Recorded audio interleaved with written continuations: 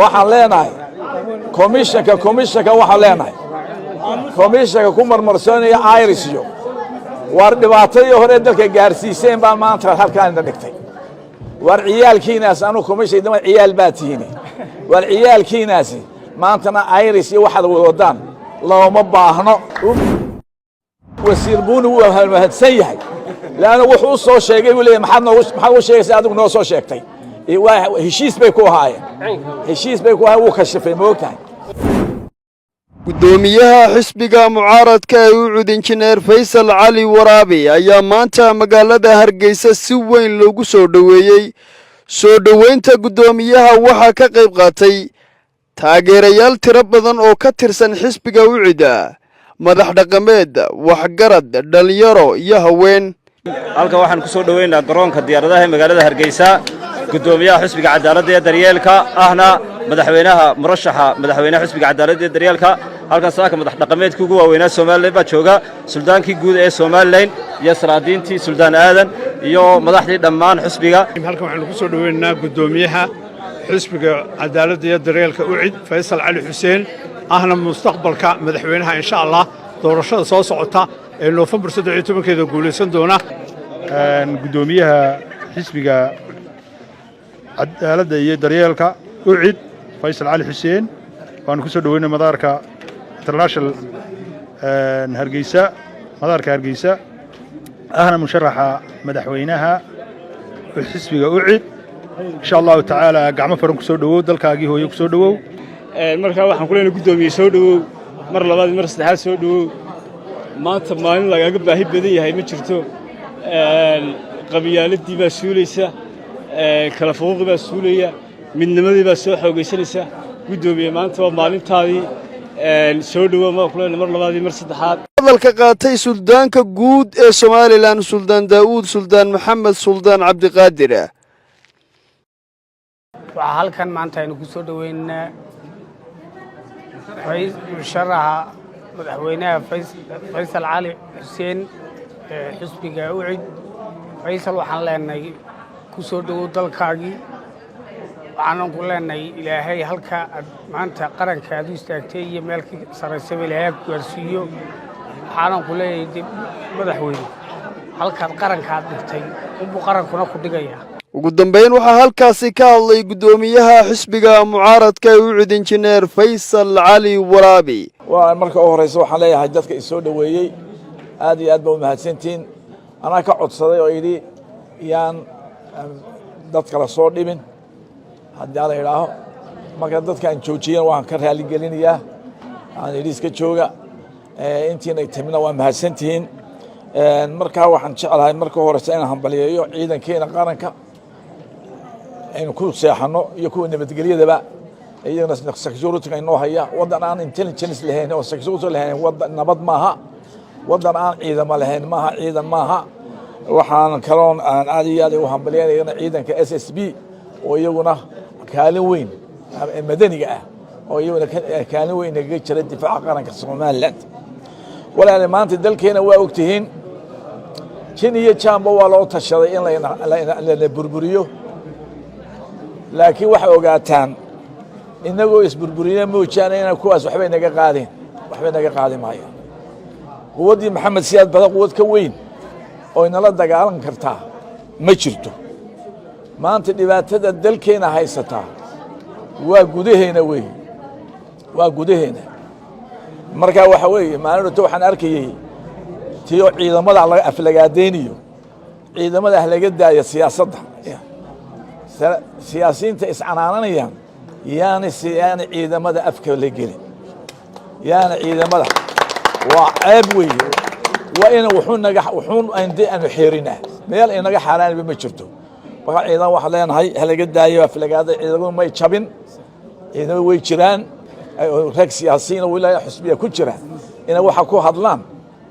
sharci baan jirin halaga daayo maalinta ciidamadu maanta maalin ay ka quwad weyn ma jirto maalin ay kadib wanaagsan yihiin ma jirto maalin ay ka hub wanaagsan yihiin ma jirto insha Allah taala xuduudeena waynu gaarnaa si dhaqsan u gaarnaa amba qoribin ku gaarnaa amba nabadin ku gaarnaa insha Allah taala walaalahay waxaan shacabka reer Soomaaliya sheegayaa maanta dhibaatadayna haysata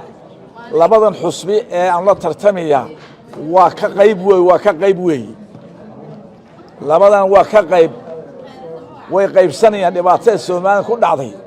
way qaybsanayaan midna ka nadiif maaha maanta waxaan ula joognaa wala taagnayn inayna yiraahaan waxaasan hore u qabanay waxaan waan qabanaynaa laakiin oo shaqada soo wada qabteen wadan iyo kulmiye madaxdoodu oo in ognahay maanta halka dalka dhigeen oo maalintu riyaal u dhiibay yiri dal iyo dad baan kaga tagay oo maanta dal iyo dad midna aanaynu haynin in haddana ilaahan fariidimo oo is sharaxayna soo taagnaan oo inaga ceeb inagu tahay inaga maskaxdeena ku ciyaarayaan inaynu xawayaan nahay baynu moodayno dad aynu ahayn qofka waxa laga doonayaa siyaasiga waxa laga doonayaa siyaasiga hadduu shaqo hor u qabto wasiiraha inuu yiraahdo waxaan qabtay maanta waxaan ku daraya hadduu madaxweynaha yiraahdo waxaan qabtay xilka waxaan ku daraya laakiin odayba aan salaamay iyo reer bay u soo biiray dad laguma wadi karo dad laguma wadi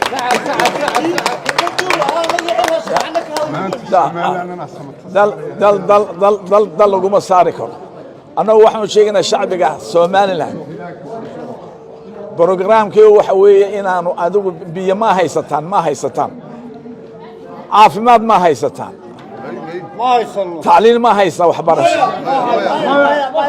وده ما هيستان ديك وحصل جهد لاي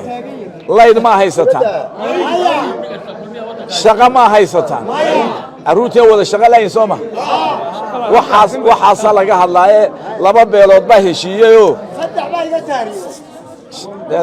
لما هير بهشيو oo waxay noqdeen sheegaano dawladda dalku ma laba reer buu ka kooban yahay waa inaan waxa ka baxnaa laba reer baa heshiiyay waa inuu ka baxnaa oo midna musharax qaatay midna gudoomiye qaatay go'een xusbiga wax adduunka lagu isticmaalo maaha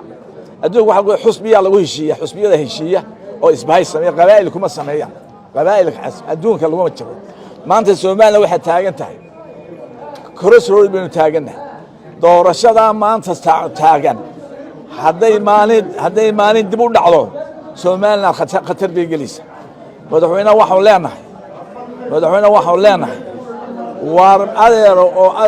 adeero naftuun ha lagu soo gaaray doorashada sagsaag ha gelin 13 November hadday doorasho dhici weydo 13 December kursigaas waa banaanaanaya waxa shirkii boorama qaban doonaa boorama tuuban qaban doona amba doorashaad ku bixi doontaa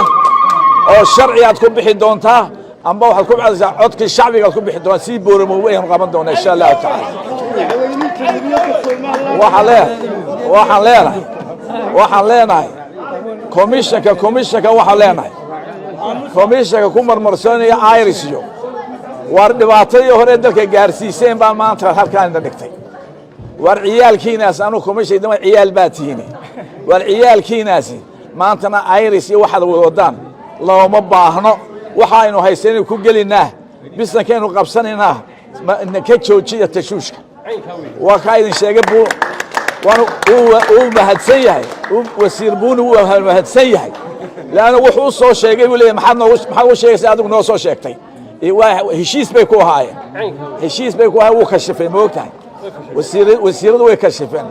waxay iska dhigayaan niman ay ka yimi ra'yiga inay dusha naga saaraan bay doonayaano oo ay ra'yigu ka yimi iska dhigayaan laakiin dawladdii baa kashiftay war kuraasidiina haysta doorasho noo qabtaan leenahay waxaan ka hadlayaa arrinta Soomaaliya warta wax Soomaaliya ma jirto Soomaaliya wax la yiraahdo ma jirto Soomaaliya way jirto ay baabaaday manay jirin been bay ku nooleen beenta hadda waa la ogaaday maadhow baa la kala diraya waxay ku nool yihiin inaga ka maqan meeshii inagii baa maanta maqan oo shaqaysaneen oo qaawin weyne inaanay dawlad ahayn oo ay tahay 5 dawladood mid qabiil fadhiyo oo inaga qaybin weynay marka Soomaaliya waxa leenahay Xasan Sheekh way noo fudeedeynayaayo isagaba kala diraya iyaan leenahay hadda leeyahay reer laas caanood waxaan leeyahay war laas caanood baa kiciseen oo maanta qaxoonti ah oo caruurtii kicisan gal dagaalkow war waxa ku haysan joojiya ceerigaa baanu taginaa وروالو waxa wadaan fid ma wadaan war fid ma wadaan ceergaabana ma tay kartaan aynaba ma tay kartaan in nabadda qaata taas waxa leeyahay walaalayaal muuse uu iska tagiyaa haddana muuse la calooseen qaranku tagi maayo Soomaalina tagi mayso ilaahay baa iskeen baday ya kaalay xaqiina qaata ay wada noolaanay waxaan la doodayaa dadkeena diaspora jooga waxaan leeyahay dadka diaspora joogo waa horta kow kuwa Mareykanka jooga waxaan leeyahay gabadhan ilhaan yaanay soo noqonin ilhaan maanta waa ina ka odaysaa waa ina u odaysaa inanta Ciraaqiyada inanta reer Ciraaq islaamka ah taa muslimka hadaa leeyahay u odayaa leenahay muuse iyo inaga xigtay taa inaga xigaan leeyahay dadka halkan joogana aqoonta lahayn in adduunka aragna ku soo taro tilmaama oo saddexda musharax kay dooranayaan ee dalka hagaagsan ee iimaanka leh ku soo tilmaamaan leeyahay kaas asaasan leeyahay waxaan ku soo gabaynayaa dalkani wuxuu u baahan yahay nabad iyo deganaansho u baahan yahay yaan dalkan maanta wax khalkhal kala keenay iyo muran kala keenay yaan la geenin salaadiinta iyo cuqaasha hadalka badan waxaan leenahay war ilaahay ka xishooda haddaa ka xishoo weydaan shacbigii oo sharcigii qaban waayey war qabyaaladan reerkaa joojiya war qabyaaladan joojiya ilaahay ka baqo ummaddan inta ee cadceedda fadhiya ee la cashuuriyo in waxba loo qabanayn islaanta maalin kasta tamaanada laga cashuuriyo in biyo la siineen in had la siineen in mas'uul la siineen caruurta jaamacadkaas oo ka xishooda baa leenahay nabadaasay ilaashanayaan waxaan ugu bishaaranayaa reer Soomaaliland iyo cudba madaxweyne ku xigeenkayna waa la inoo soo dooray dhawaana waanu sheegnaa insha Allah taala waa nin wax tara guddi baan u dirnay guddidii baa soo saartay maaha anagu suuqa qaadan mayna mar dad macquul oo wax qaban karay ayaanu doonay nin wanaagsan baa inoo keenay dhawaan man ku dhawaaqnay insha Allah taala dawaayid kaase dalka badbaadiya